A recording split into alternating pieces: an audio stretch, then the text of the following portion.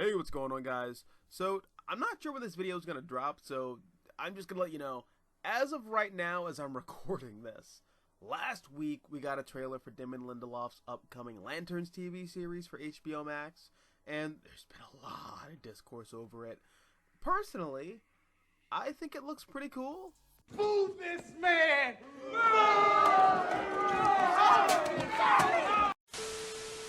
Okay, so first things first, I am not a Green Lantern reader. I've made that very clear over the past couple of years in all my videos. Green Lantern is a blind spot for me as far as the comics are concerned. I can count the number of Green Lantern comics that I've read on one hand, with my only other exposure to that mythos being the Green Lantern animated series from like 10 years ago. So my not being terribly invested in Green Lantern comics, I think awards me a level of open-mindedness that I probably wouldn't have if I were a comic book reader.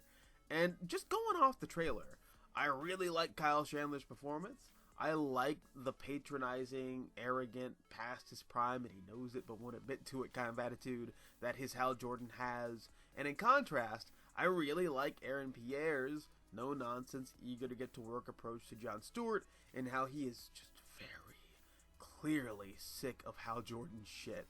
And it's really that dynamic that's selling me on the show so far. Be that as it may, despite not being an avid Green Lantern reader, I've read enough to understand why this trailer's not quite landing with Green Lantern fans. First off, we are still very much in the beginnings of the DCU.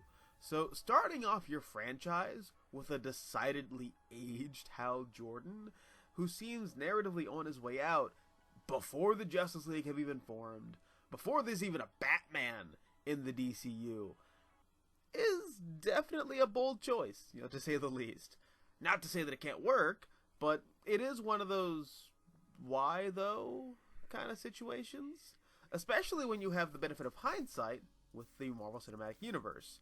In a weird way, it feels like a potential repeat of the Ant-Man problem, where you have Hank Pym and Janet Van Dyne, who are founding Avengers, not featured in any of the 4 live-action Avengers movies because they're old and their stories ended before the Avengers ever assembled. And for people who are fans of the original Avengers and Ant-Man comics, that's kind of a bummer. So in that sense, I can totally understand the frustration from comic book fans because that's already a pill that you have to swallow. Now on top of that, there's just all these other little things that pile up, like the Green Lantern ring being treated like a service weapon, and John has to go through a Surf Dracula style training arc to be deemed worthy of being a Green Lantern. I've seen people take issue with that idea. Again, me not being a Green Lantern reader, I think that's an interesting concept to play with. But, I know that's not really how it is in the comics. Substitute Lanterns don't share power rings. At least, that's to my understanding of things, based on Jon Stewart's debut in Hard Traveling Heroes. So, I can understand the frustration there.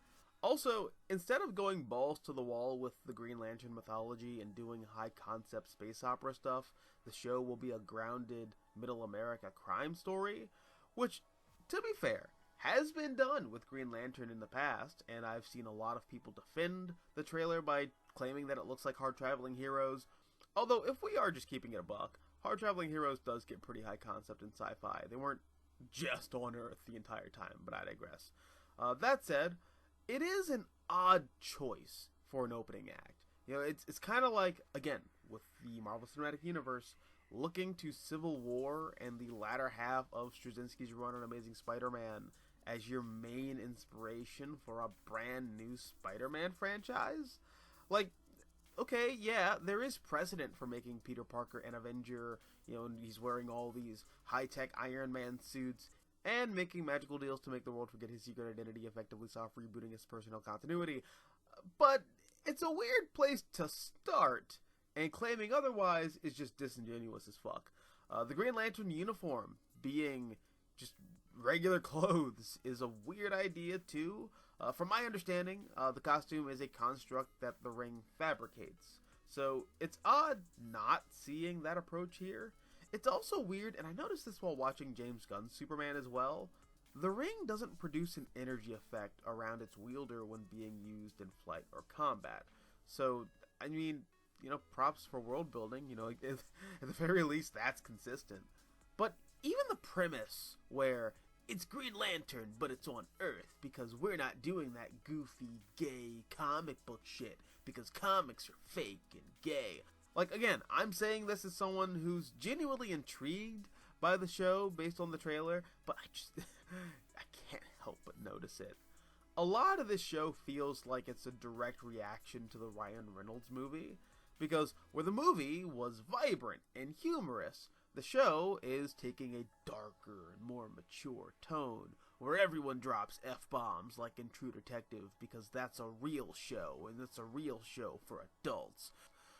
Where the movie had CGI Green Lantern costumes, the show confirms that the uniforms are tangible, practical effects that apparently weather with age.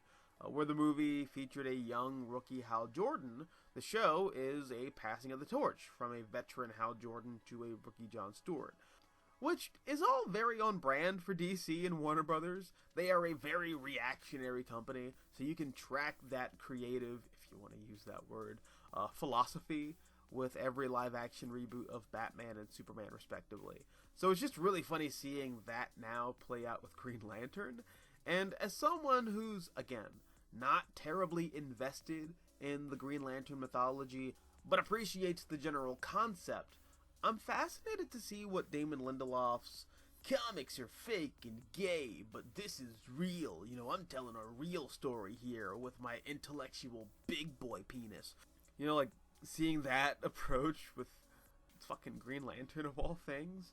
As well as the reaction of actual Green Lantern fans and what they think. In the meantime, I'm curious to know what you thought of the trailer. Let me know down below in the comment section, and as always, I will catch y'all in the next one. Peace.